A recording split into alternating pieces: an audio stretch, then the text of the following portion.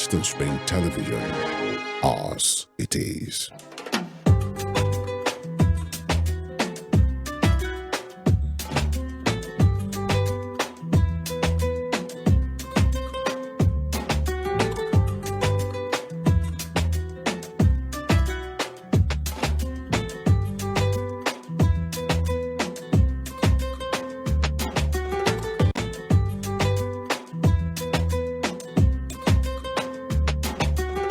Keeping fit is necessary. It is an awesome moment when you have body parts intact. And this is why we are here, to make sure that we teach you, we take you on aerobics that you need to know.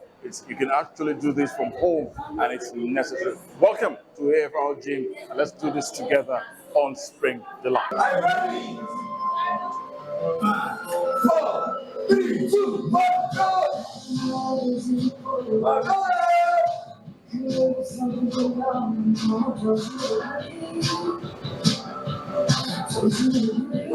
Almost done. This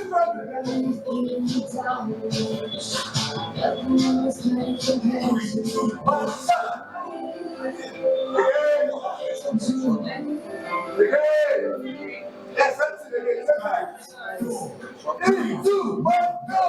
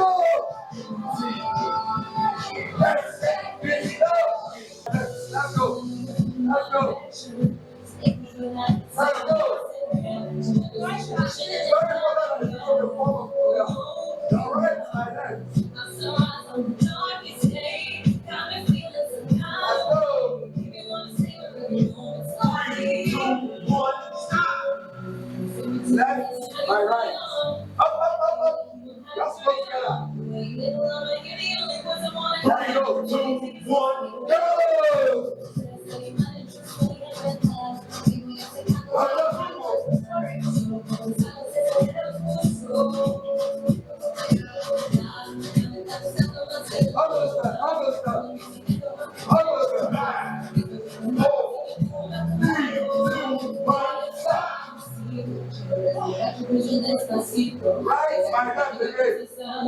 Right my hand. Revive my hand. Go!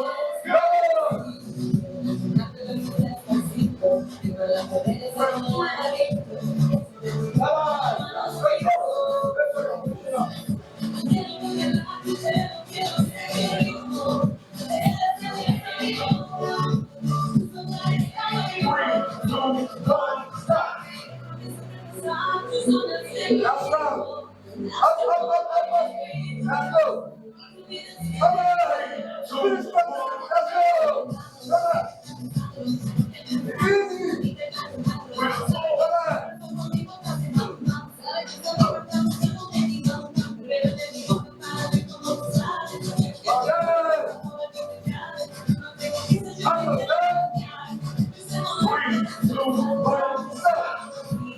Keep bouncing. When I say one, I want us to jump and shout one. Then we go to two, we shout 1, 2. Let's go, one, people. Come on, nice. Bounce. I can't hear you in that corner. Let's go, 2. 1, 2. Nice one. Let's go. Keep bouncing. Let's go, 3. 1, 2, 3. Almost there. Let's go, 4. 1, 2, 3, 4.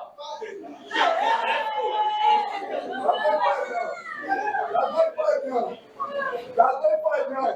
Let's go 5. 1, 2, 3, 4, 5. Almost there. Let's go 6. I'm not satisfied with the dance. But oh yeah, you are. We'll go to 8. Let's go 6. 1, 2, 3, 4, 5, 6. Let's go 7. Finish strongly. Let's go. 1, 2, 3, 4, 5, 6, 7.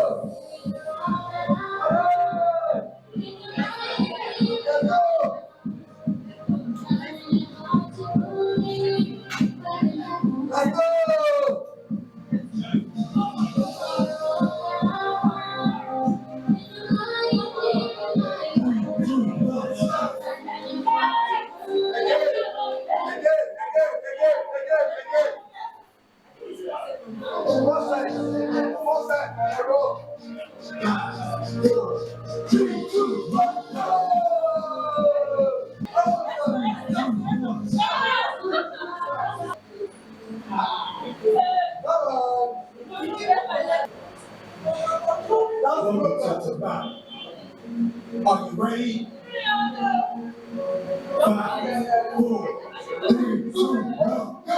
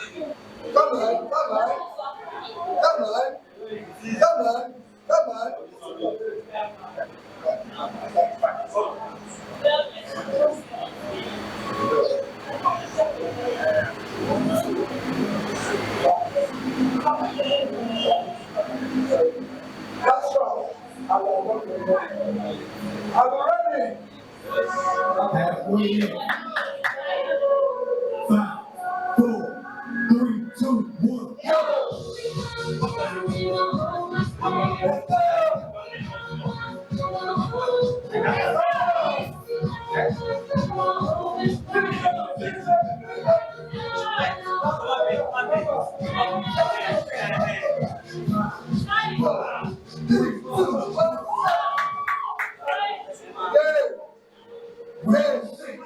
Let's go. Right, my left again. Right, my left. Right, my left. Go!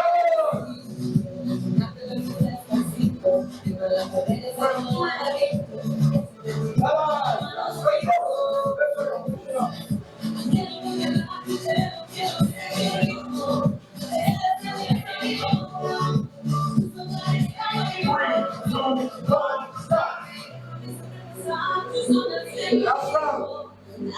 Let's go. Come on. Let's go. Come on. Easy. Come on.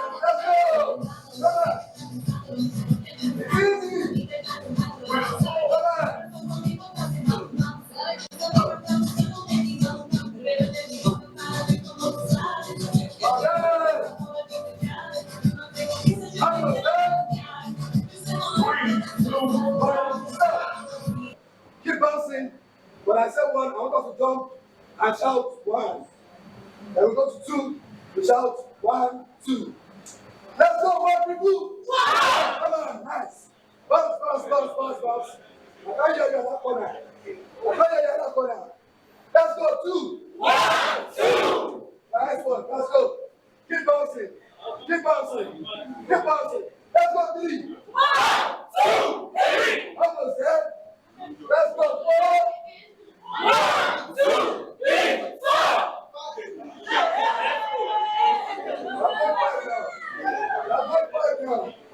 That's 5 now.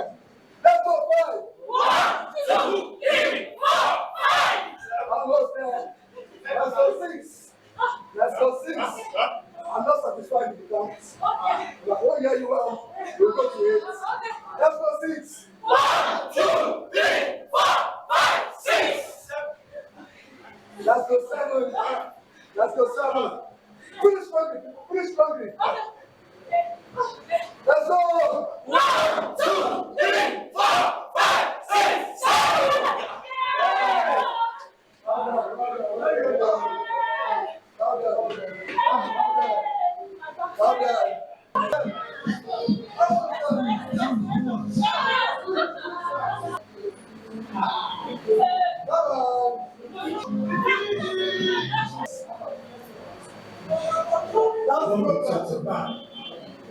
Are you ready? 5, 4, 3, 2, 1, go!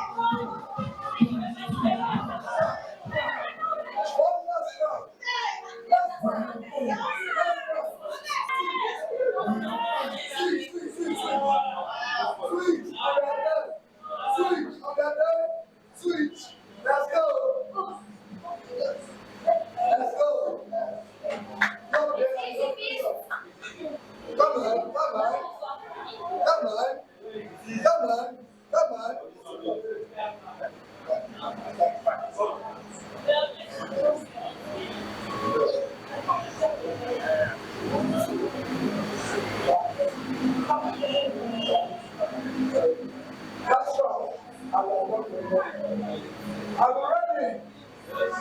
Halfway in. 5, 4, 3, 2, 1,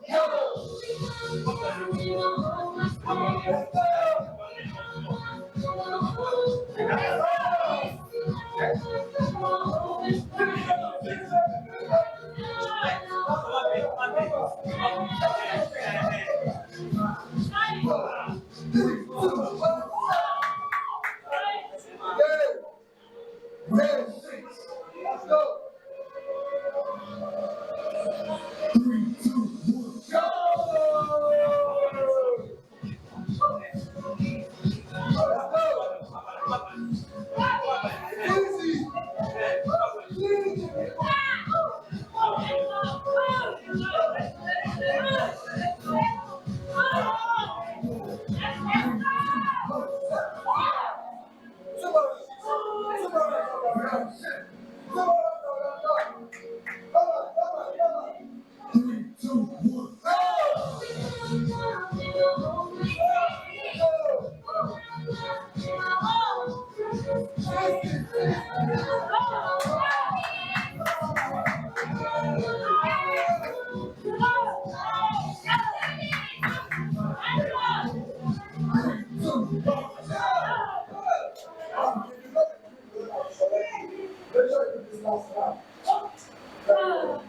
Make it start. Last round. Are we ready? Come on, 8. Last one. Let's go. 5, 4, 3, 2, 1, go! Let's go!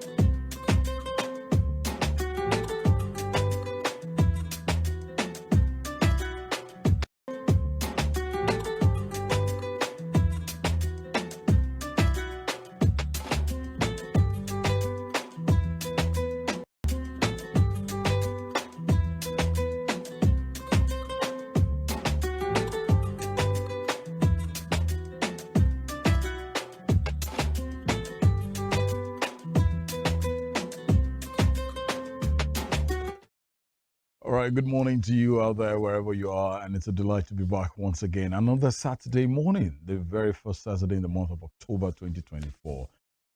It's wet here in the city of Oshogbo, Osun State capital, southwest Nigeria. I don't know what it looks like wherever you are viewing us from, but either way, please let's just keep our body composure really, really good and wearing something warm if need be any day, anytime. So, welcome to your ever dependable, reliable, and that amazing magazine program. It's called Spring Delight from Western Spring Television, channels 190 on the Star Times DTT.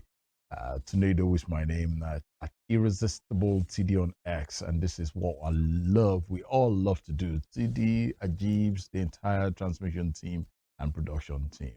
Today, as always, promises to be very interesting. As first of all, in the course of the week, Nigeria turned 64. And 64 years ago, we gained independence from the British. And how well have we fared as a nation, Nigeria? And most people, just like I will always ask, or I've been asking people, do we have reasons to celebrate as a nation at 64? And so many things, looking at what the state of the economy, what it looks like, and the challenges that has befell Nigeria, and how would we surmount all these challenges? That will be our major discuss on the show for today. Means what so many other things that we will be discussing and showcasing to you and for you this morning. But first of all, you saw, as we will always preach, that exercising is very necessary. It is needed. You needed to have seen me at the gym doing my thing, I love to gym. That's why I'm keeping fit and looking radiant at all times. I don't know. Babaloyi will disagree with me though, but I know it's something I love to do. And keeping regular and very habitual diet is necessary, and exercising in spite of whatever we might be thinking of or going through. It keeps the body, soul, and spirit together. The bones get stronger, and when you age like a fine wine. So I will just admonish that, hey, let's at all times, let's keep fit. It's needed. We need it at all times. All right. On the show today, as always, we will first of all start as we though we have started, but then we'll come up with a point to the point at which we will celebrate with you. If you are celebrating your birthday today, if today is your birthday, we say congratulations to you. Many wonderful years ahead. We pray that it wouldn't be your last, and this new year will be the beginning of greater things, both in health and in wealth. So we will celebrate with those who are celebrating today. And again, if you had actually celebrated yours in the course of the week, most especially at the nation Nigeria at 64, we say happy birthday, Nigeria. So we will be celebrating you on the show today. And we've always brought to you viewing pleasure. Whatever you do legally, whereby it's what brings in food, put food on your table, and you're proud of what you're doing. We say, my work, my pride. We'll definitely bring that to you in the course of the program. But obviously, also, we'll take you way back historically. We'll bring you today in history, fifth day in the month of October, years ago. We'll do that for you on the show for today. But then first, let's kick things off from the birthday celebrants and celebrations, and then we'll be right back. Please stay with us.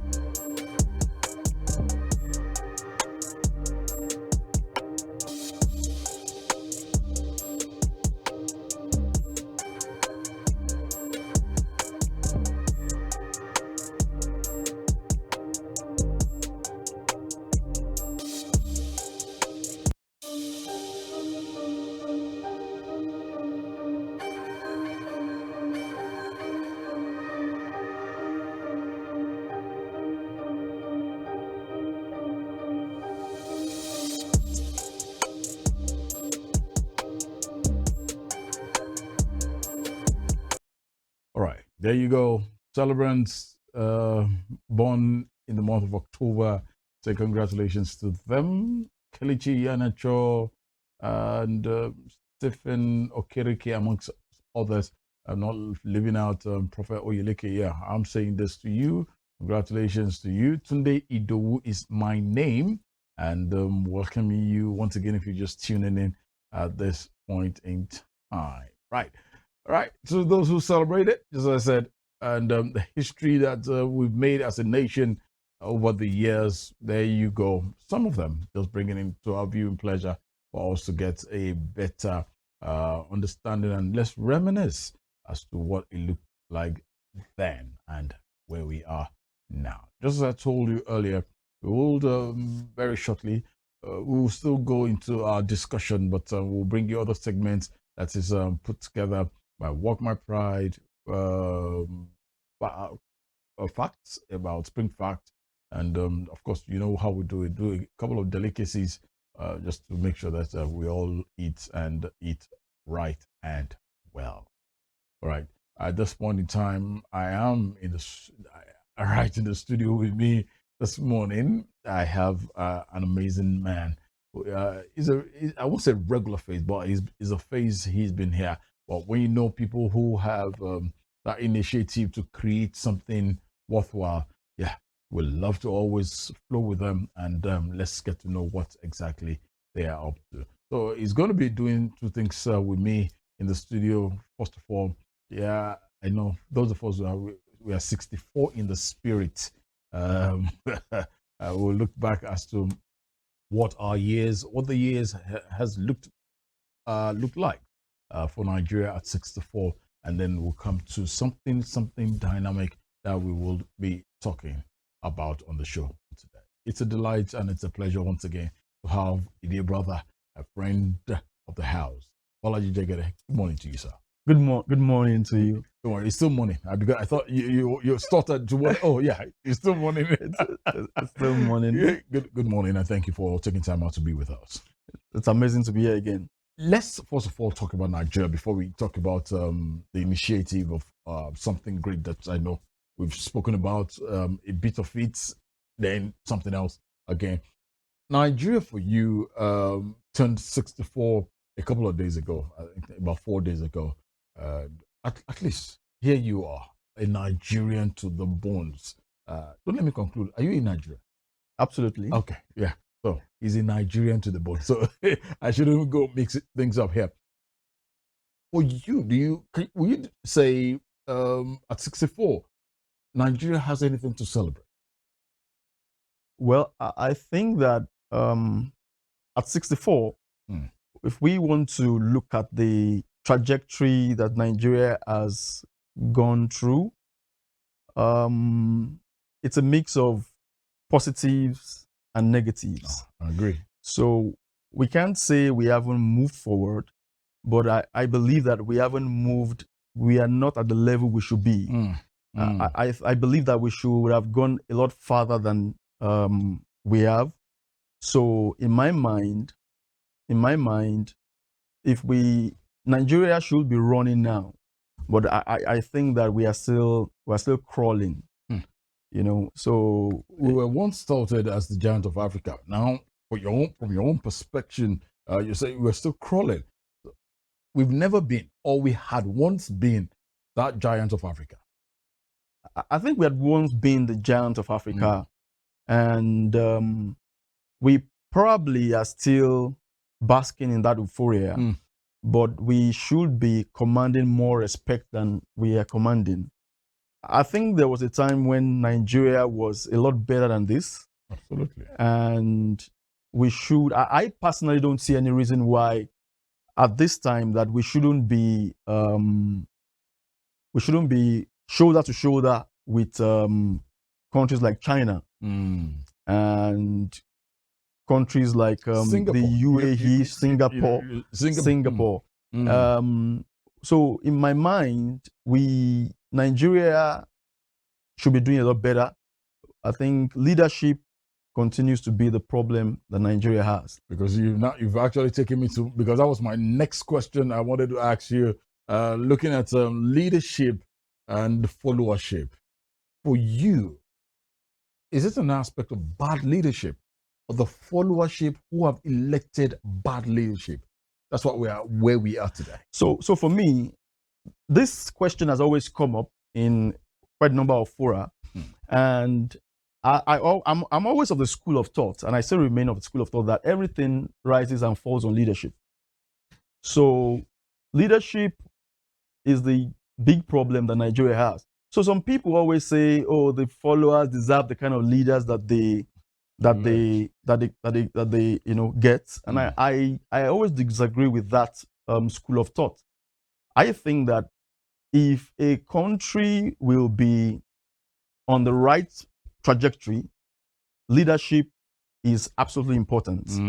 Because if you have leaders who know what they are doing, they can set the direction and they can get everybody to align. Yeah. But what you have in Nigeria is a situation where you have leaders who make the laws and they are not subject to the law. There are no consequences for actions of leaders. And so when you look at leadership and followership, the follower are supposed to see the leader as that person whom they are supposed to follow, to the promised land. But so when leaders go around in Nigeria, either looting money or engaging in all manner of corruption that goes with impunity, so the followers look at them, they look up to them and say, okay, so this is how leadership is what's leadership all about. So they aspire to that. So when leadership doesn't show example, you don't blame the followers. Because when you set things right as a leader, everybody follows. When nobody's above the law. In the United States, the president was actually impeached. That can never happen in Nigeria. Yeah. Right? So and because the laws do not respect anybody, everybody you are equal before the law. But in Nigeria, we are not equal before the law. So leaders have a set of rules. Perhaps they don't even have any rules, while the rules are for the other people. So for me, leadership is the problem. The followers have no problem. When you look at Singapore, we talked about Singapore. When Lee Kuan Yew, took that country and exhibited outstanding leadership, everybody followed suit and they took them to the promised land. The same thing with Dubai or the UAE. Yeah. I mean, we read or we heard some stories about the fact that maybe in the 1970s or thereabouts, the UAE came to Nigeria asking for money when it was just a creek town in Dubai. But when they had the oil, they channeled their resources through good leadership, and Dubai is like heaven, like I'd always say. And these things happen within a space of 30 years. Same thing with China. Within a space of 30 years, 40 years, they are where they are. So if we are 64 and we don't even have any meaningful industry, we are 64, we don't have 24 hours power supply. We are 24, we are 64, and there's no running water in homes. We are 64, there's no gas infrastructure, despite the fact that Nigeria is actually a gas country. Yeah. People don't know. They think that we are actually a crude oil. We're not a crude oil country. We're actually a gas country. We have one of the biggest gas reserves in the world. And at 64, we don't have gas infrastructure to channel gas to industries, to channel gas to people's homes. And what are we talking about? We have leaders who continually steal. As of today, Abacha died more than 20 years ago, I can't remember, 30 years ago, and we are still recovering Abacha's loot. So what about the ones who are living that nobody's investigating? I mean, we have politicians who have Nigerian money stashed in UAE, Switzerland, America, all over the place. The last time I was here, I was telling you about an American investment banker that were on a flight from London to Ghana. And he told me, this was 2010, he told me that, look, I manage the money of many Nigerian politicians in America. And let me tell you the truth, our government encourages them to bring it. That's what the American told me. He said he was in Africa with $1 billion to look at some investment he wants to. So you still have money to America, to Europe, and they still take the money and they come and invest it in Africa and still take away all our things. So for me, leadership continues to be the bane and the problem that Nigeria faces. Get a right leader then you see how things can turn around, basically.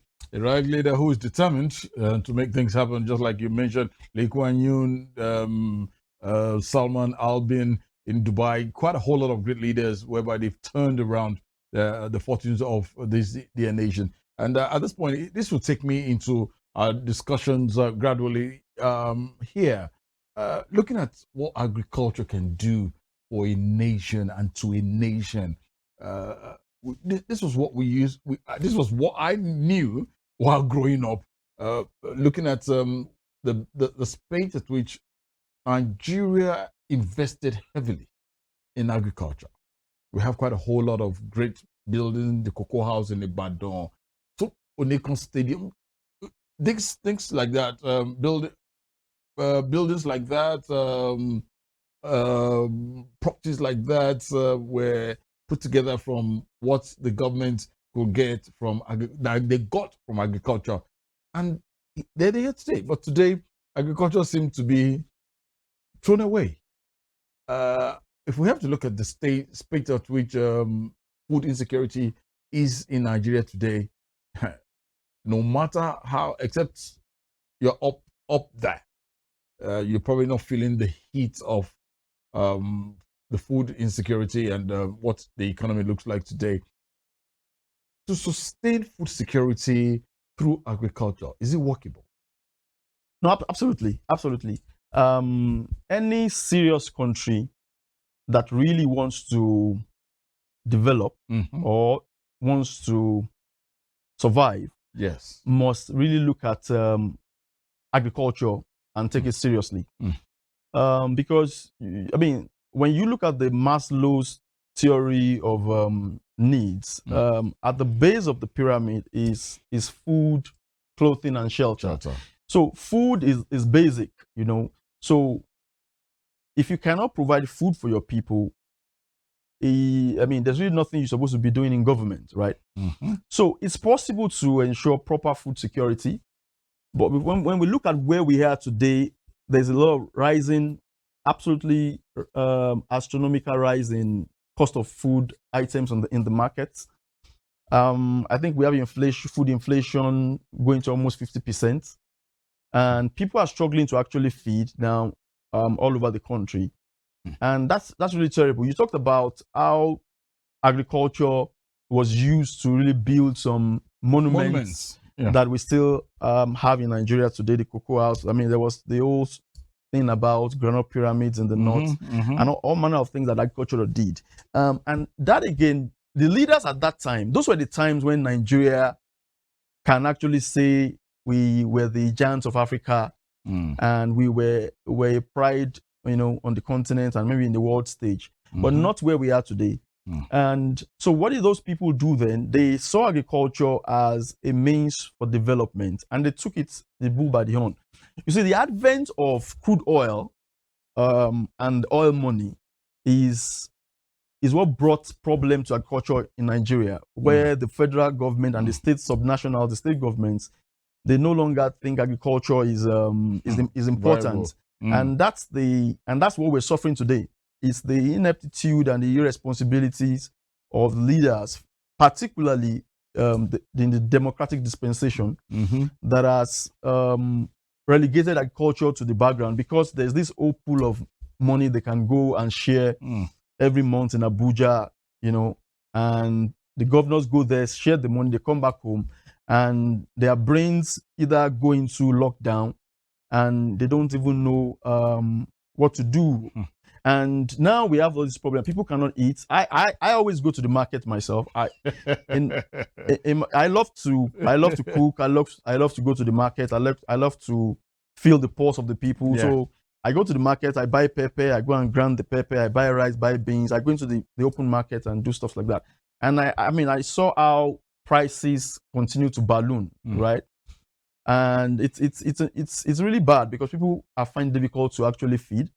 So we really need to look at agriculture. Agriculture has the potential to sustain the country. I don't see any reason why by now we shouldn't be feeding the world or even the nation or the continent. We have that capacity. We have so much culturable land, you know, all over the states. that we can utilize to, ensure that we feed ourselves first, and then we can export. The potential's absolutely huge for agriculture if we take it seriously. If the government takes it seriously, it's still something that will always be here till eternity. Wow. Now, because I'm looking at it, and I know you have a vision, an initiative. Yeah. Um, if we can get it right here in Osun State, hey, probably the whole world will probably be visiting us. I remember we discussed something the last time you were here about a Vision 2035. We're going to discuss about that.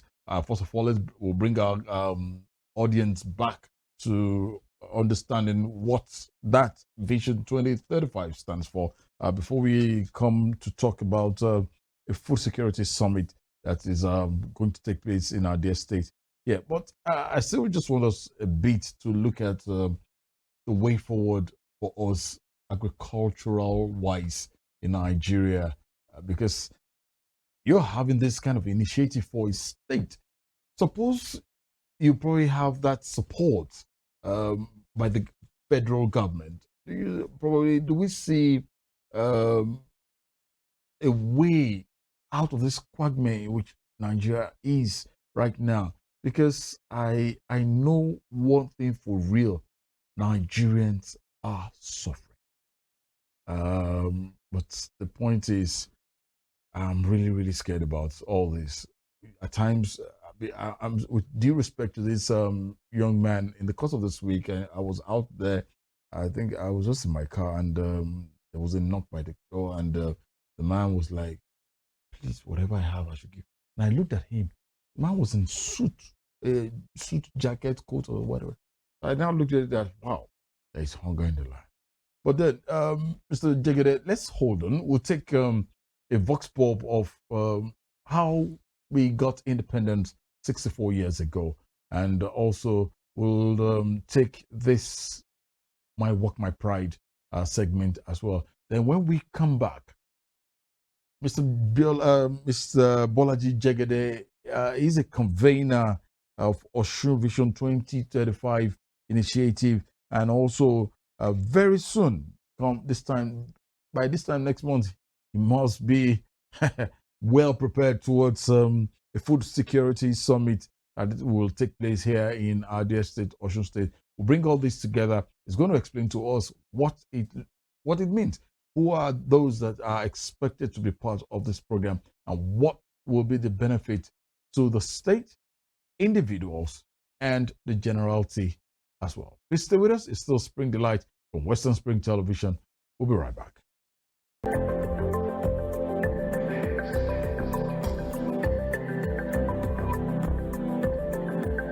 My name is Adebisi. I'm the CEO of Abebi Foods Limited.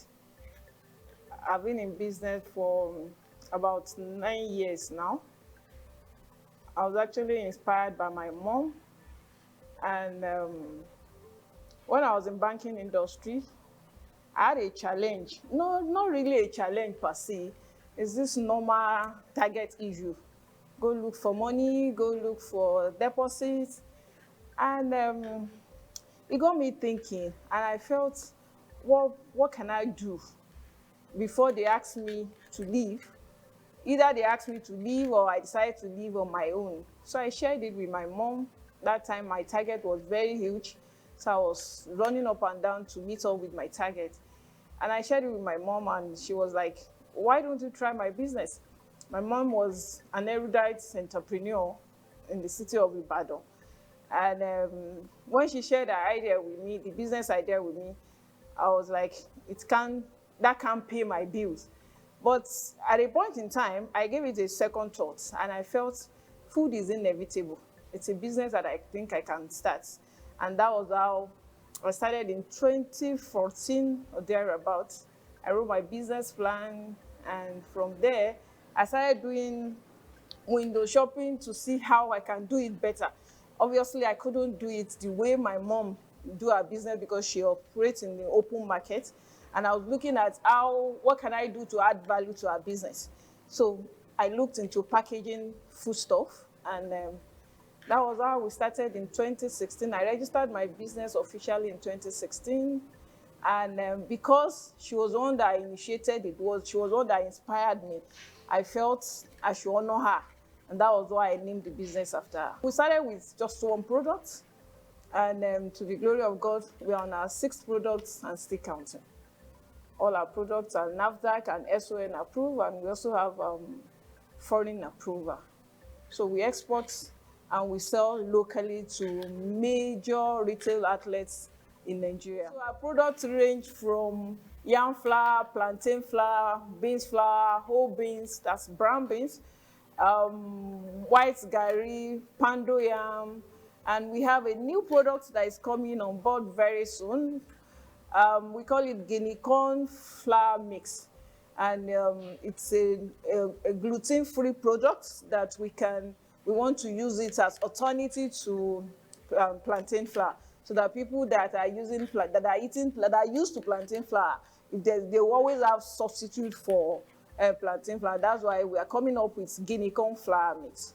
I am proud of my business because it embodies my passion for entrepreneurship and quality product. When I go out or go to any supermarket and I see my products, there's this joy that radiates in me, that this is my dream, that I had wanted to, I had always wanted to own my own. And today, I see my products everywhere. I talk to foreigners, I talk to diaspora customers, I load containers. I'm so proud of my business. Welcome to Abebi Foods Limited. This is what we do. My work is my pride.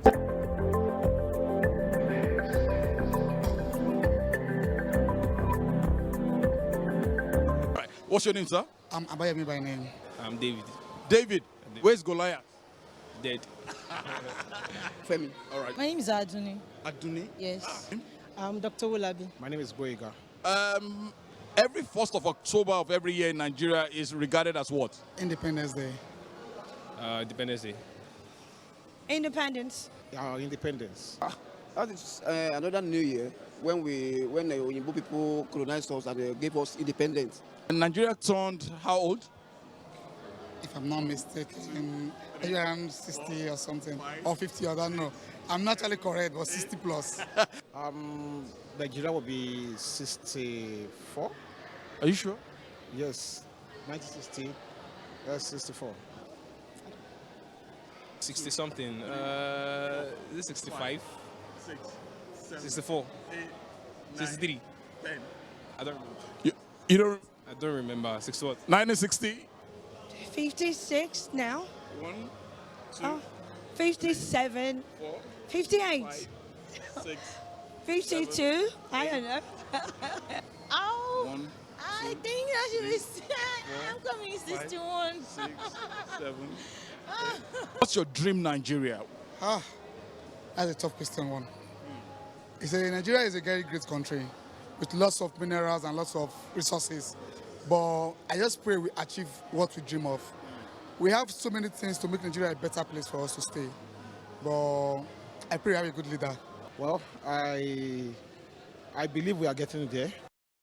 And Nigeria is gradually moving forward, whether we like it or not. This is not where we were at the beginning of this democracy in 1999. And although there might be some lapses and there might be some galloping on the way, but I believe Nigeria will still get to where it is going to. Nigeria of my dream, where I believe I dream about Nigeria where rule of law can work very well, and where a nation that is corruption-free, a nation where there is equity and equality, where the children of the poor and the children of the rich can actually survive. We all know what happened in Nigeria today. We increase in age, but we decrease in knowledge. Wow. You understand? So I don't think you can expect something new in Nigeria. I actually want a Nigeria that we can have the blueprint of American, and that we have access to good health, good road, and which I believe that one day it will still happen.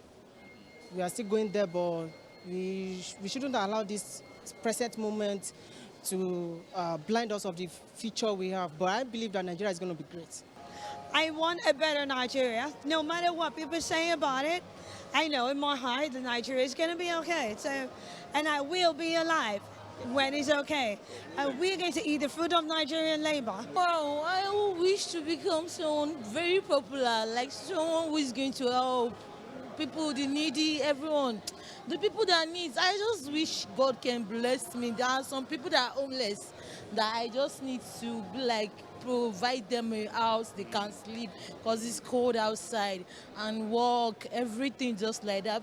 Things for the youth, things we can do just to support us and help us because it's not easy. So I wish I can be used as someone who can help the fellow youths in Nigeria. Where there are infrastructures, no corruption, end of bad governance, Nigeria that things are done right, Nigeria that is profitable for all. Nigeria that Africans in diaspora will want to represent with, want to come to, you know. Nigeria that I see a future in, that even from, not just for myself, for my future kids. All I can describe about Nigeria, the kind of Nigeria I think we are paying for. Yes. So everything will be okay for everybody, even though both rich and poor people, we can share the same fuel, we share the same knowledge, we share the same economy, but it's not really be like that. The first stanza of the national anthem, can you recite it to us? Is it the RS come or the new one? The new one. I don't know why anybody. I don't have time for that one. The new one. The national anthem. We have Arise. No, it's not Arise. Give me a minute, please. The new one. Oh, you know we have a new national anthem. That means I got you with that. I will sing the old one, Arise, so call Patriots. What we've been asked to be used now. One, because I'm not singing the newly introduced. I'm singing the one that is meant for our generation. The national anthem of the Federal Republic of Nigeria. Please sing it. Arise. That's not the national anthem. You sing it for me first. Arise, so come. That's not a national anthem. I don't know it. Bye-bye.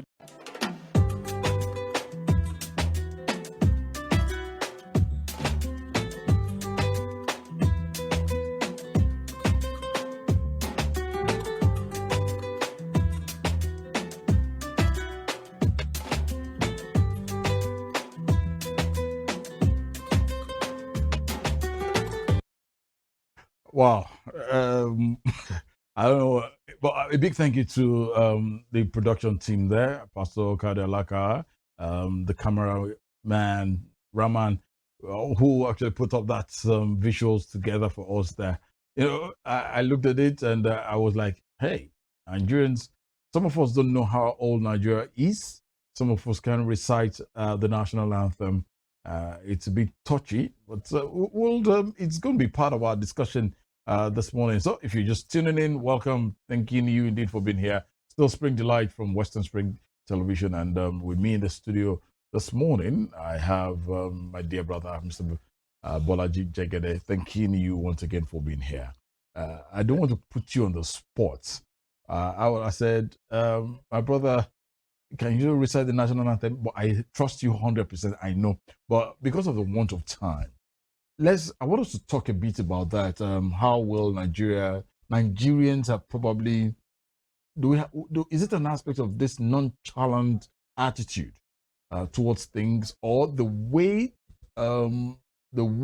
life has portrayed itself to us as humans here in our nation, Nigeria? Because while we were out there, I asked that question, which we also learned that, can you please recite the national anthem? And people were like, the national anthem, Arise. But obviously we know that it's no more Arise, O compatriots. It's Nigeria we hail thee. What do you think for you as a Nigerian? Is it an aspect of orientation that is not well circulated, or we just have this attitude towards it that that's not my concern? Because an average American, I don't know why I keep using the American or the British, all hail the king, God bless the king, or the American, you see that they recite it with so much passion. So, but I'm not sure that if I ask somebody now, except there's a monetary incentive to it, that this is 20,000 naira, recite the national anthem. Then you see the enthusiasm. But for me, on a normal day, just can you recite the national anthem? Oh, you hear? Well, TD, that's not. Is it our culture? Is it about orientation? Or what could have brought us, demeaned us to that level that we're not interested in knowing all these things? Okay, so thank you. So basically, I think that it's not that Nigerians don't are nonchalant. Okay. But I think we just need to understand the circumstances that surround the everyday Nigerian, particularly at this time. So we had an old national anthem, which everybody knows that, right? That's what we had for years since I was born, right? Yeah. So everybody knows that. You go to functions, that's what we sing at the so and everybody sings it. So it's not for the lack of interest, but when you look at when this new one came in, maybe a few weeks or so or months back, it came in at a time where, number one, as a person, I don't even see the need for it, and I don't think that was actually the most important thing that we needed at the time. This time, yeah. You know, so I kind of feel like it's some sort of misplaced priority, but they've done that, they've done that. But so the question really is, in the midst of high food prices, people are hungry. The cost of living, high. Fuel. I used to fill my tank, my 4Runner Jeep, with 15,000 before this administration came in. Okay. I bought, as I was coming in, I bought 50,000. I was on half tank. So I now need 100,000 to fill my tank. Yeah, that's it. That's it. When I used to, so my light as the light bill has gone. I'm on band A. Light bill has gone up, I think, about times 4. Yeah. Food. It's just the mercy of God that we're able to eat food. And you know, so when people have all that trouble in their mind, and what you expect them to do is to learn a new national anthem. I don't think that that's what is the priority of an average Nigerian today. And if people don't know it, I wouldn't blame anybody who doesn't know it, because I think the government should face solving the issue of food security, the issue of insecurity itself, and the issues around ease of doing business. I think those are the most important things that you need to do. When everybody is able to get unemployment is another issue. Yeah. So, I mean, if you're a young person and you don't have a job, what's your business learning the national anthem? Because the truth of the matter is, the national anthem is something that people should be proud of. And yes, people were proud of it. We sang it, you know, without thinking. So maybe when these other indices become realistic level, people have a job, people can eat, people can move around freely, then we are incentivized to learn the new national anthem. You see? So when you see leaders who really don't know what they're doing, who just go around doing parochial things, this is what you get. What's that? And I heard that some House of Assembly person was actually even trying to sponsor a bill that whoever cannot sing the new national should go to jail. So that tells you the the level of ignorance and the level of irresponsibility of people who are in leadership. I would have loved that the person who tried to the rep member who tried to bring that up should probably have sang that song to confirm if he knows it as well. But just as you said, ignorance, I think. No, it's not ignorance. It's just it's ignorance, and also it's lack of values, lack of ideas, really. Because if you were coming to the floor of the House of Assembly, putting together laws that can help businesses grow, laws that can protect women and children, laws that can make agriculture viable. Those would have been things that would have expected from lawmakers. But when you see a lawmaker which bill he can sponsor is people to go to jail for not singing national anthem, it shows the level we have actually deteriorated to as a country.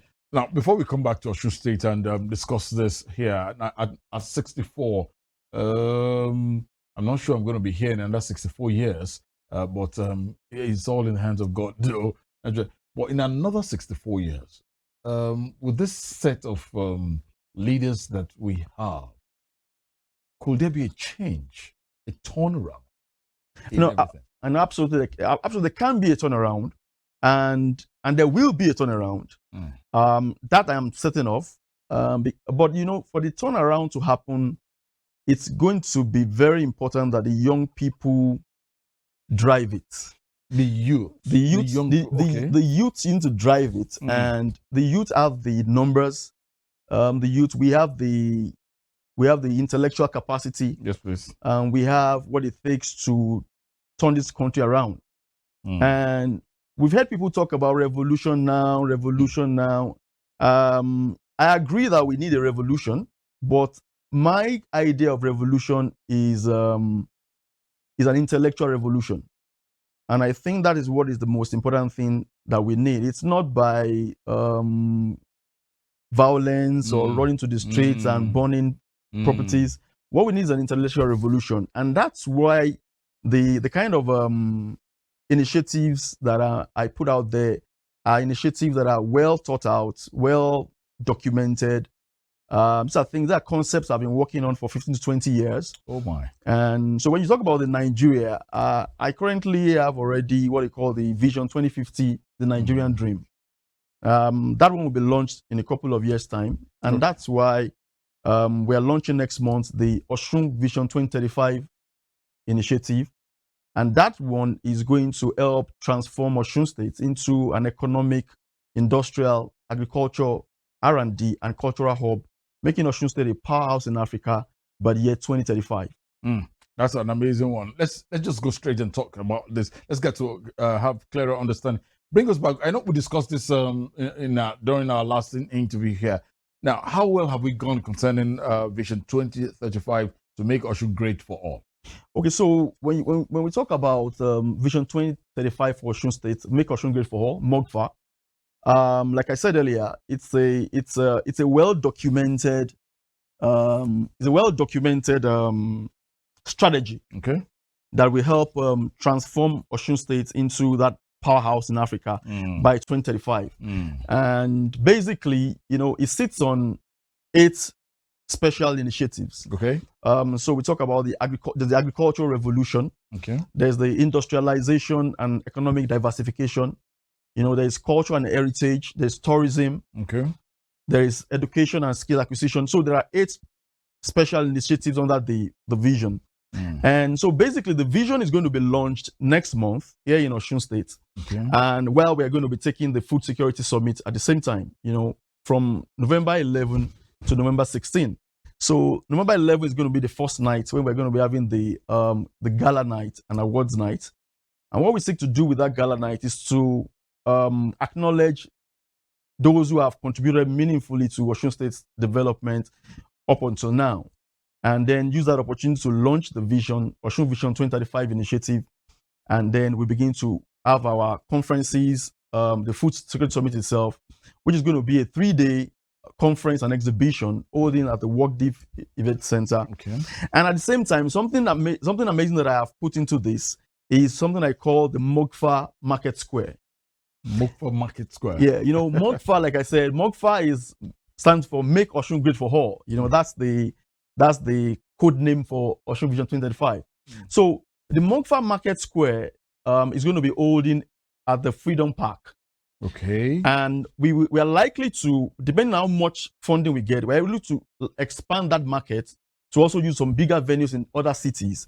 My goal is to turn Osun State into a marketplace during those 5 days.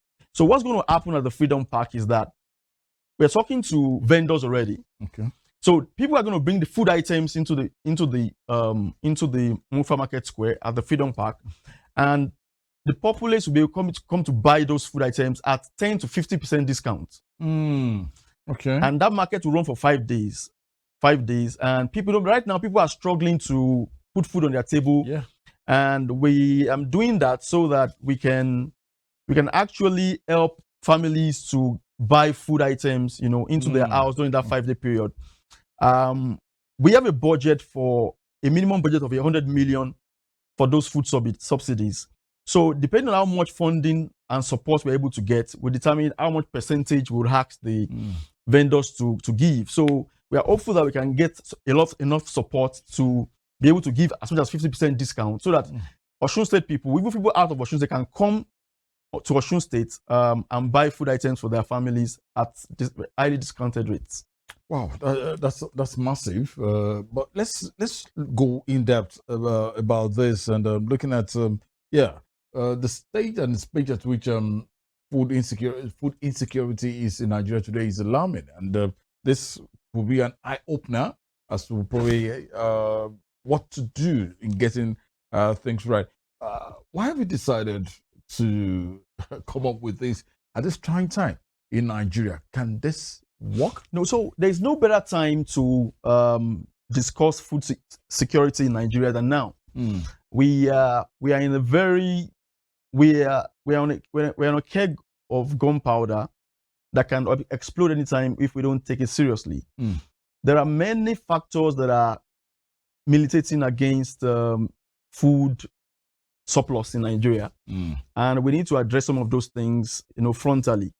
And so when you look at what are the reasons why we're having all these problems, number one is the fact that the insecurity in the northern part of Nigeria is a key issue, because when you have all these Boko Haram and all these ISWAP terrorists that are sending farmers out of their farms, killing farmers. So farmers, most people who farm in Nigeria, many of them are in the north. They can't go to the farms because of insecurity. So that's a big problem in itself. So insecurity is a key factor right there that needs to be solved. So another key issue is the issue of the climate change. Now, we just had this terrible flooding, in the north that affected Borno State, and farmlands, run over by water, millions of people displaced. These are people that farm. And so again, climate change, there's not been a lot of rain, this year the way it should be. So farmers are telling me, because I deal with a lot of farmers, I support many farming communities. They had a lot of losses this year because of the rain, inconsistency in the rain. So climate change is an issue. Policy somersault is also an issue. And this comes back to the issue of leadership. We lack, especially this democratic dispensation, we lack visionary leadership. And that's something that is a problem. If you remember when Jonathan was president, he came up with this cassava bread initiative, and people invested. People believe that, now we can make cassava bread. The government was going to invest in that. I think they started doing something. Some people put up cassava factories making the cassava bread, and Jonathan left power. The new people came and they threw that into the dustbin. Now people have invested thinking that policy will help them have a good business, and that is what happens every time. You see, from government to government, everybody believes that they come in with their own agenda and they throw away what the other people have done. There should be consistency in all of these things. So that's where we have all those people are actually not wanting to even invest, because government gives policies and then they lose elections and you have invested, and then another action comes in and your investment becomes a waste.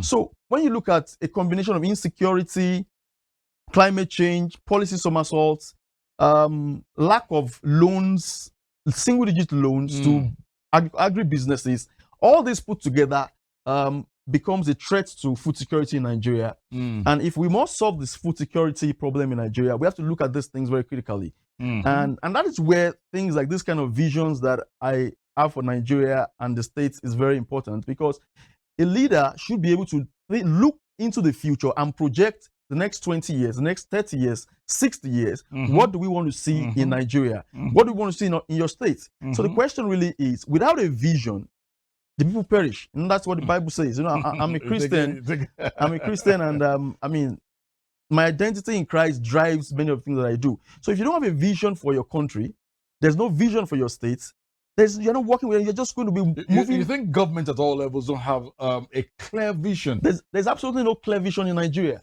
I have never seen any government, any state government, any national government party that came in with any clear vision to what they want to achieve. They all come with all this 5-point agenda, 6-point agenda. Those are no visions. Those are absolute nonsense.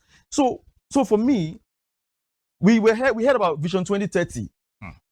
Now we are there. What are is it Vision 2020? Vision 2020. 2020. Yeah. So where are we? What was that vision? Where are we? We're absolutely nowhere. So there's never been any vision for the country, not for any state. And these people, just because they are politicians and they have the ability to buy votes and all of that, even whether they have the knowledge or the capacity, they get themselves into office, and you find out that people get into office today, and 3 months after, they're already talking about the next election. You hardly hear any meaningful debate around industrialization, around moving the country forward. All we see is how politicians go around in convoys and they are, living big man life, telling people to go and cut their coat according to their size. Meanwhile, you are gallivanting on our patrimony. So when there's no vision, there's no way a country can develop. And that's where, when you look at things like Osun Vision 2035, that's going to set Osun on a different trajectory, and Vision 2050, which is going to set Nigeria on a different trajectory. Those are the kind of things that we need to look at. And that's where I need to charge Nigerians at this time. But when we go into elections, especially the young people, because for me, the people in the older generation, they failed us, and I sincerely have nothing to discuss with them. Mine is for the young people I know that we have been brainwashed. I know that poverty, has been weaponized. Education has been weaponized against the young people.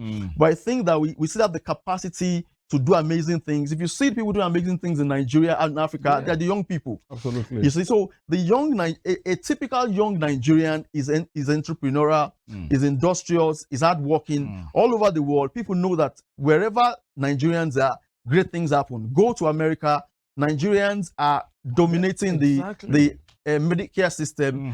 Nigerians are dominating the legal system everywhere in the world. My brother and his wife are registered nurses in America. So most of the brilliant guys have left Nigeria. They've trained abroad. They are doing amazing well. Most of my classmates are now PhD holders in America, doing well in NASA, doing amazing stuff. So I still believe in Nigeria, and that's why I'm in Nigeria. All my brothers are in America. Some of them are already citizens, and they tell me that, what are you doing in Nigeria? Why are you not in Canada? Why are you not coming? I said, I don't have an American dream. I don't have a Canadian dream. The only dream I have is a Nigerian dream, and I'm staying here to make Nigeria better. As I was telling people, I said, if they are giving out the American passport for free, I'm not going to take it. I mean that's what many people want to do, but I won't take it. Give me the Canadian passport. I don't need it. The best I can take is maybe a resident permit that allows me to travel. I cannot take any passport, a Nigerian passport. My dream is a Nigerian dream. So if you want to go to America, absolutely, you can go to America or Canada. I don't have a problem with that. But we are still here. We're going to make Nigeria better. And Nigeria has the capacity to be better. And I believe that the young people will drive the development that we need in Nigeria. I'm just talking to the youth to look beyond the immediate challenges we have. We can actually initiate a mental and intellectual revolution that can turn things around. Yes, we need government. Yes, we need these older folks who have captured the patrimony. We need to get it back one way or another. And the young people can and will make Nigeria great again. I believe that as well. And I key into that dream of yours as well. Quickly, so Jegede, let's come back to this food security summit here. Saying this is going to start on the 11th or 16th of November of this great year. Right. What's it going to look like? Okay, so what's it going to look like, the food summit? What I can always assure people is it's going to be world class. Fantastic. So I don't do anything. I don't believe in mediocrity. And I've been in entrepreneurship for 21 years now. I'm known to some extent globally.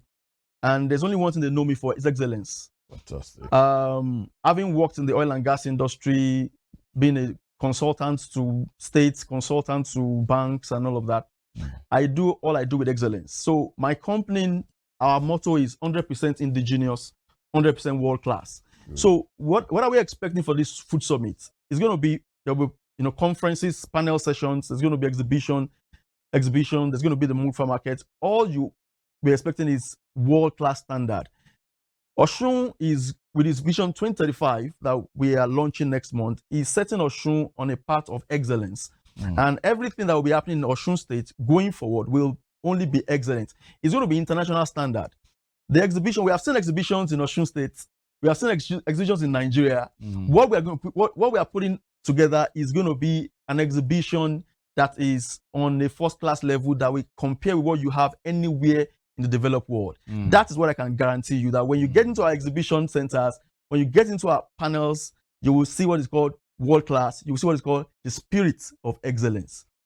Wow, spirit of excellence. All right, let's just, because are you involving the government in this? Or it's just your initiative and you're sticking to that? Okay, so it's my initiative, yes, 100%, and that needs to be very clear.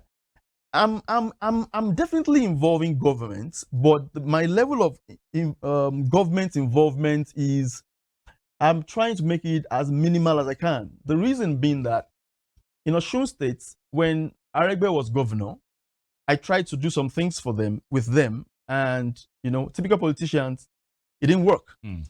When there was Oyetola government, I brought an idea that could generate 15,000 jobs per year in Osun State.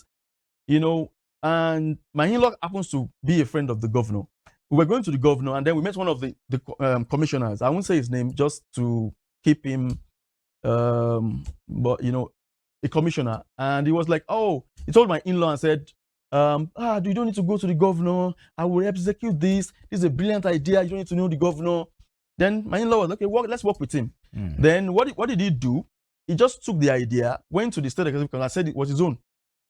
And I didn't really mind, because my idea was not really to take any glory. My idea is for Osun State to grow. I didn't care. He went there saying it was his own. Anyway, I did the budget, did everything. When we trained, we worked with the Bank of Industry, the state government, myself as the consultant. We trained about 2,000 MSMEs in Osun State. The Bank of Industry gave them money for their businesses. What interest I went from village to village doing all manner of stuff. When the governor released the money, the commissioner, for some reason, he didn't even give me a dime. I know what I did to ensure that thing happened. He just took my idea and made a mess of it. And that thing generated no jobs, something that had the potential to generate 15,000 jobs a year. So that was what I experienced with those guys. Because when I do all these things, I don't put money forward. Yeah. So I think I remember telling the commission that, look, money is not the issue, but let's get the state to work. So when the money was released, I was like, Mr. Commissioner, are you not giving me for all my jobs? What? He said, Shebi, I said, I don't need any money. Anyway, I was like, and I called the director at the time. I said, Mr. Director, what are you guys doing in that your ministry? He said, that one told me, he said, the money the governor released not even enough for us. So that's why I don't deserve anything for all the labor that I did. So anyway, that aside, so that's why this time I said I'm not working with any government. I'll work with private sector, and I work with private sector, and we can get the country to move. So I try to move away from government, but I got one of my godmother, an amazing woman. She said to me, look, I think this government in Osun State is a little better than this other one. Let's try and see. And I said to her, look, I'll go to them, but I'm not ready to work with them. I'm not keen about working with them because I don't even need their money. If they come and sponsor the event, I have no problem with it. But I'm done with people who cannot think for themselves, and I come up with an idea, and then all you go and do is say it's your own. That's why this idea now is all over Osun State, it's all over the world, it's all over social media. I want to see that person who will claim that he owns it. I have my copyright on it. Let me see that person who will do that now. So basically, I would love to work with government because this present government, because your referral, your reference to the commissioner who actually did what he did was not this government. Not this government. So this government, I've met people at the highest level of the government. They are excited about it. Oh, great. Or they seem excited about it. Okay. And I'll give them the benefit of the doubt. As we speak now, we're 5 weeks to go. I was having a chat with one of the commissioners, and I said, look, this is some weeks back. I always like to, 2 weeks to go, I want my program already done. So, I never do anything that gives me any stress because I plan ahead. So I said to Coach, I said, Mr. Commissioner, if the government wants to be a part of this, it's either now or never. When everything is cast in stone, I will not move I will not move an inch for any government involvement. Well, he said, we're interested, but I'm abroad now. Let's talk. I said, well, anytime you can call me. So basically, they seem interested. And I'm using my word very carefully. They seem interested, but I've not seen the energy. Okay. I've not seen the passion, and I'm going ahead without them. Already, we are getting support. I'm very excited about what the private sector can do and will do. So right now, I spoke with I want to thank him absolutely well, the Orogun of Okela, an amazing KBAC, doing amazing things in Osun State. I met KBAC last week Saturday. You know, we've been chatting. I met him in his hotel room in IDNS Saturday, and he said, KBAC, I sent him this doc. He said, what you are doing is amazing. Honestly, what you are doing is what I really see Nigeria becoming. I'm with you 100%. And I said, well, actually, I was going to tell you that I wanted to be a co-chair for the vision. He said, I'm with you 100%. Go and use my name anywhere. Oh boy. That alone is rubber stamped. And I will tell you what happened. He started calling people. Okay. He has called Akim Adesina. Oh. He has called. I won't say anything. He made a call to one of his friends. Okay. You know, the KBC told me, he said something. Let me say, I won't mention any name. Okay, yeah. KBC said, we have to go though. KBC said, I don't have money, but I have friends. I started calling. He called somebody and said, the person said, so. There's a young man here. I think we must support him. The man said, okay, where is he? So can he come now? Then I went to Ileogbo to go and meet the person. And I showed him. He said, this is absolutely amazing. He said, I'll give you something to start with. Yesterday, I just saw 1 million in my account. All right. Now, we've heard that. All right. Now, I would like to let you know, because seriously, trust us from here as well. The media support, we will keep doing this. Nigeria in our lifetime will be great. Absolutely. I believe in that. And please, this initiative, nothing will stop it. Absolutely. Just keep on keeping on. It's a delight speaking with Mr. Bolaji Jegede. He is the convener, the initiator of MOGFA, Make Osun Great for All. And for all, it surely will then. Gradually, he moves to make Nigeria great, make Africa, the world. We'll always do this together. Mr.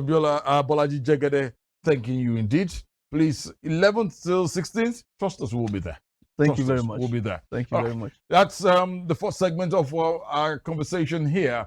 And in the course of the week, we went out to speak with one of Nollywood's finest, an award-winning actor, because we looked at the movie industry in Nigeria. It's something that could generate, it should be generating revenue for government. Of course, I know what it looks like in Hollywood, Bollywood. This is generating millions and billions of currencies. So why can't we get that here? Let's get to talk to one of Africa's finest actors from Nollywood. And it was a nice time speaking with him. Please sit back and let's enjoy this.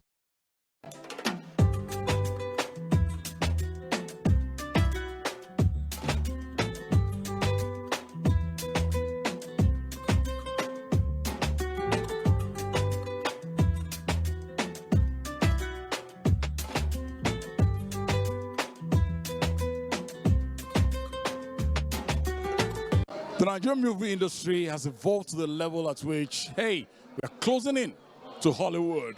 Right now, we are at the premiere of Queen Latifah, a new movie by Wunmi Toriola. And this is one movie I'm urging you out there, hey, go see what it looks like. I'm going in very soon, and you can definitely get to watch this live on Spring Delight on Western Spring Television, and it is simply amazing. Tunde Idowu said so, the irresistible Titty, saying, let's go enjoy the ride.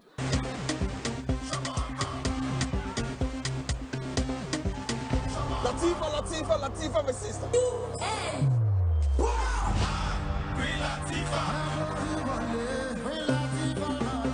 How many countries did you get to travel to? Where did you go? Few cities like Milan, Tokyo. For real? I graduated from the Greenwich Marketing Postgraduate Program. Hello, I'm in Paris, so I didn't still around. It's like your face.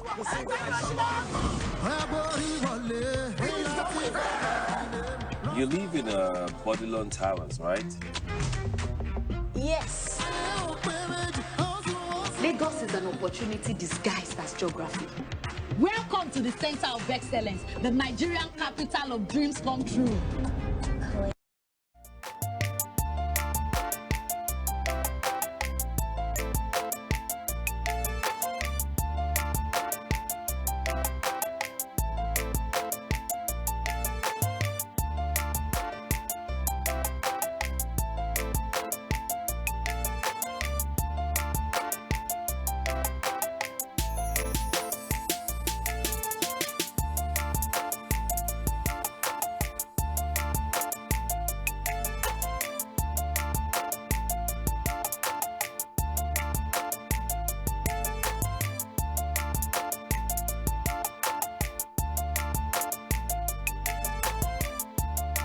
It's a delight, it's a pleasure for me at this premiere of one of these major movies that is out in cinemas.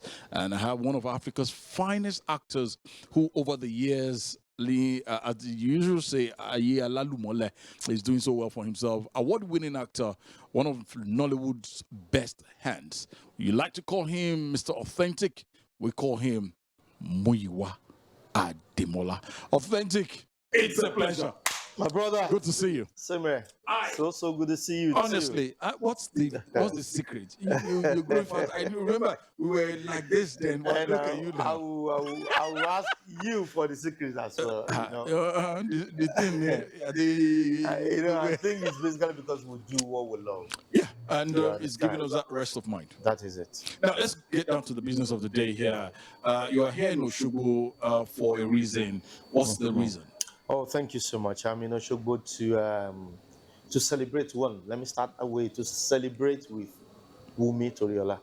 She has produced a film, and it's a beautiful film. It is titled Queen Latifah.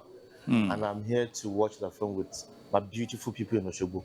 And we know one thing, Oshogo is like, I'm telling you, Oshogo is like one stronghold when it comes to theater and cinemas in Southwest. So here we are.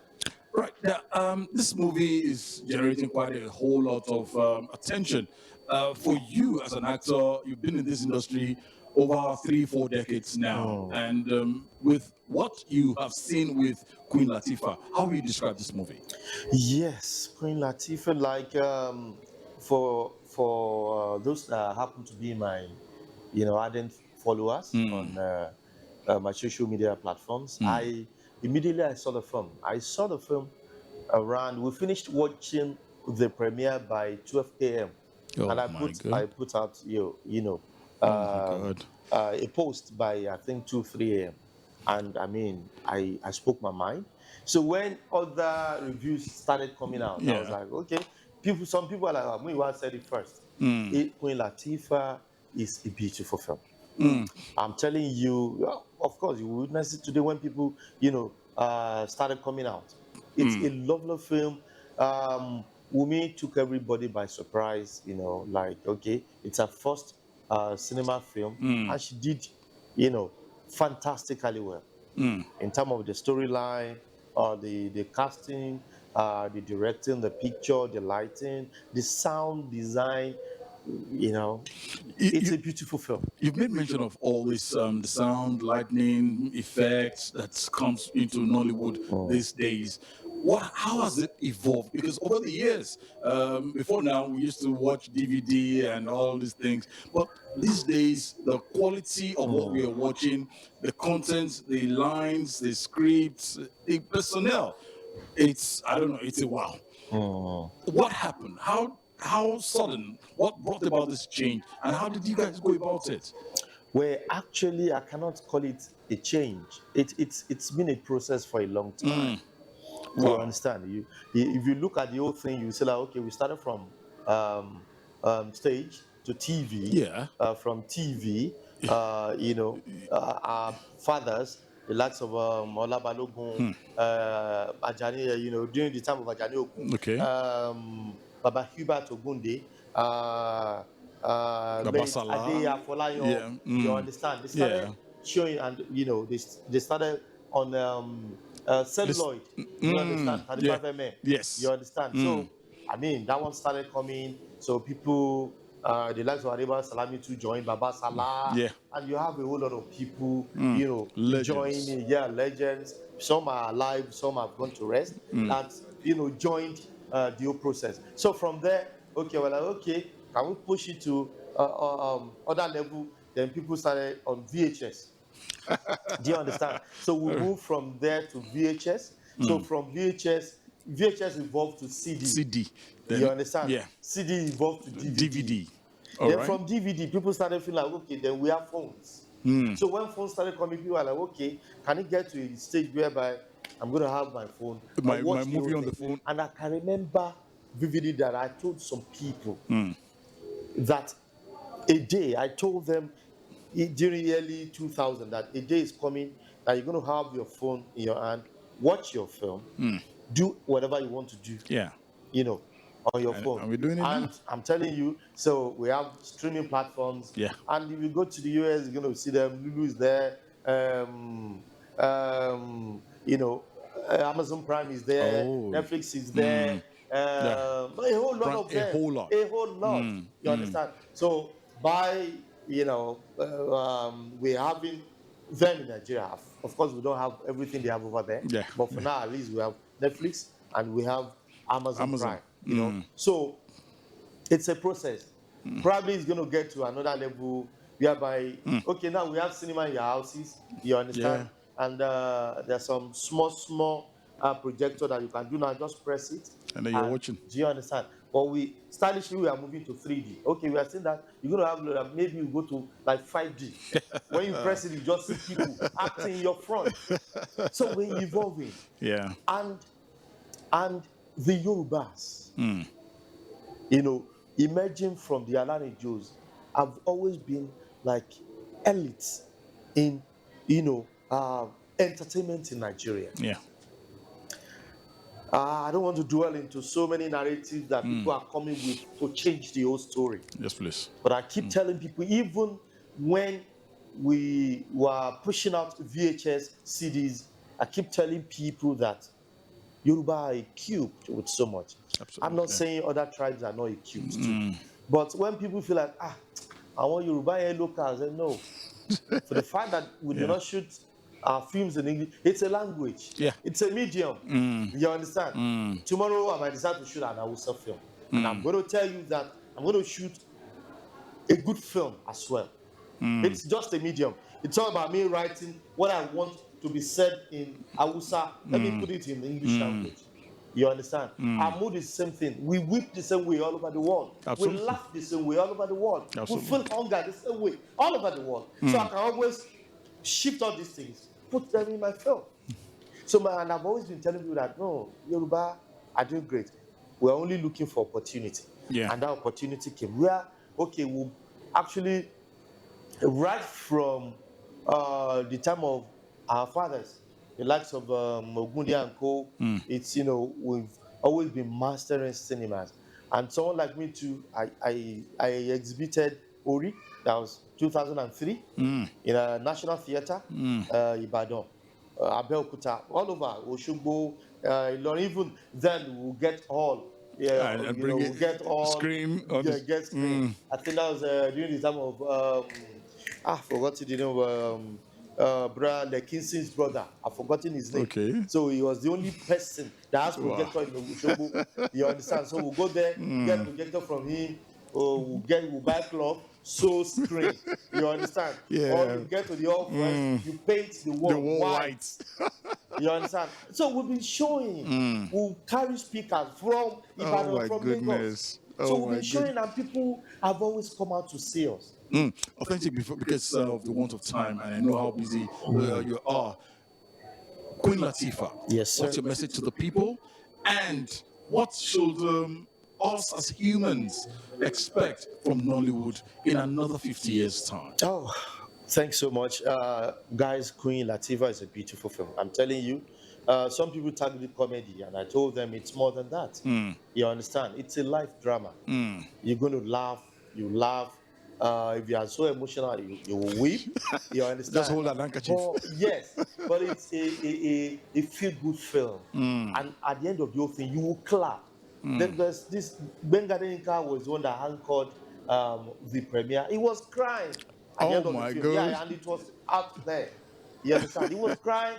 Kunladifa was crying. People were crying. People were happy that, oh, wow, this is a good film. It's a film you will just you can watch that film like 20 times. Wow. And you won't feel bored. Wow. I'm telling you, I'm here. You will watch it. Yeah. People will come out and talk about it. It's a beautiful film. You understand?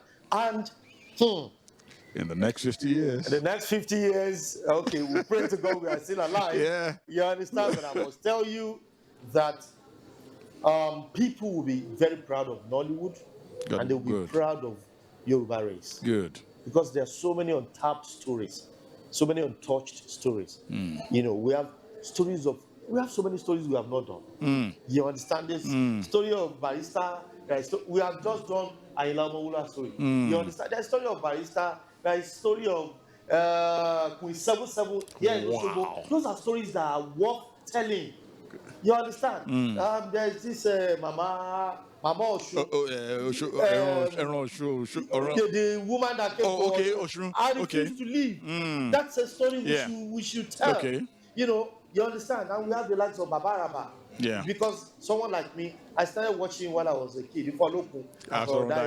And those are, you know, few of, you know, the films, the stories that pushed me into, because anytime we do something, they will say, so the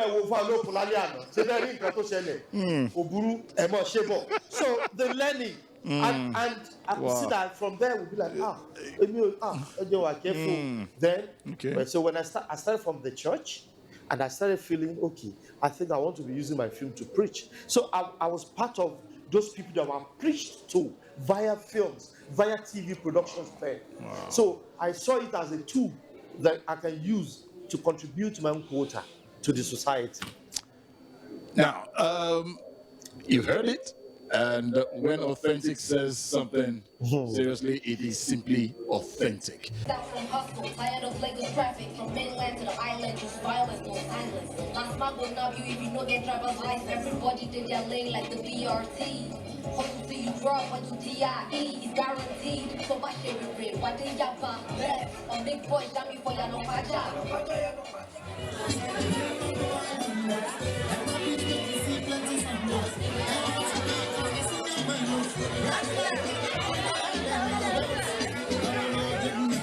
The movie is so interesting. 100 over 100 minus nothing. Very interesting movie. Like, the role makes sense. Like, it actually says you should be true to yourself. I don't even know how to describe the movie, but trust me, it's worth the hype. I would say the movie is a very interesting movie. Ma, keep it up. This movie is actually top notch. I love it. So fantastic. Very, very fantastic. I was so impressive. In fact, I come here with my family. We really enjoy it.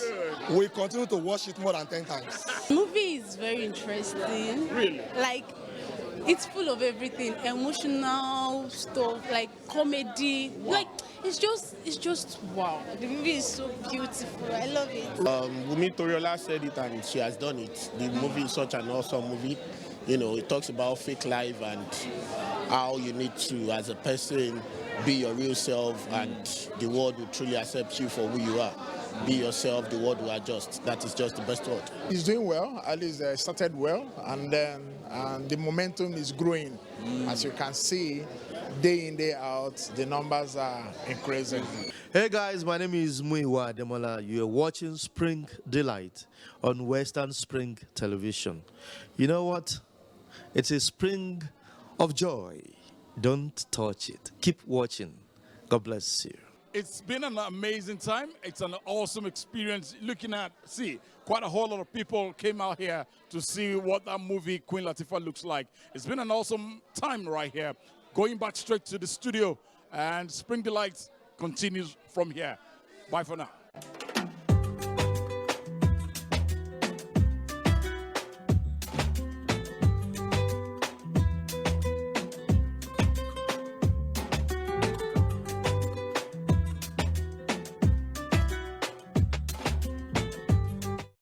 Tunde, I don't know. What a case. But then it's what it is. It's just an amazing time today. Thanking you all indeed for being a part of us on the show Spring Delight. And we just hope you have a delightful weekend as you go by. But then please let's have it in mind. Nigeria surely will be great. One day, someday in our own lifetime, it will be great. Thanking you all, everybody who's put in one aspect or the other, to the camera team, the sound man, the production producer, producers, the director. Thank you all indeed for being a part of us. We'll be back again next week, Saturday, in another edition of this program, Spring Delight, from Western Spring Television. Today, Idowu remains my name at Irresistible TD on X. Let's tag along. See you next week.